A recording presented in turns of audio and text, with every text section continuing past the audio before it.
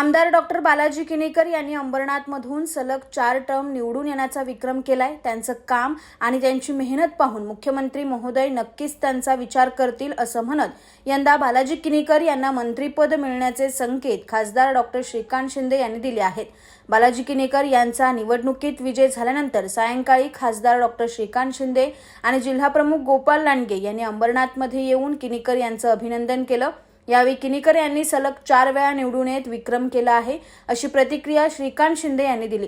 तसंच त्यांना आता तरी मंत्रिपद मिळणार का असं श्रीकांत शिंदे यांना विचारलं असता या सगळ्या गोष्टीचा निर्णय मुख्यमंत्री महोदय घेत असतात असं म्हणत किनीकर यांनी 4 टर्म केलेलं काम पाहून मुख्यमंत्री महोदय नक्कीच त्यांचा विचार करतील असा विश्वास त्यांनी व्यक्त केलाय।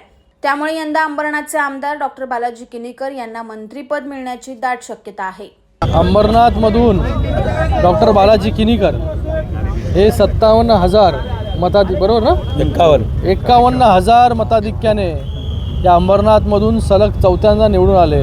सलग 4थ्यांदा निवडून येण्याचा देखील पराक्रम या अंबरनाथमध्ये पहिल्यांदा जो आहे डॉक्टर बालाजी किनीकर यांनी केलेला आहे। 4 टर्म जे आहेत किनीकर साहेबांनी अहोरात्र मेहनत जी आहे ती या अंबरनाथमध्ये केलेली, अंबरनाथच्या विकासासाठी केलेली आहे। त्यांचा पाठपुरावा जो आहे तो चांगला असतो, इथे चांगली कामं त्यांच्या माध्यमाने झालेली आहेत। तर मला वाटतं माननीय मुख्यमंत्री एकनाथजी शिंदे साहेब जे नक्की याच्याबद्दल विचार करतील। Bureau report AB fast news Ambernath.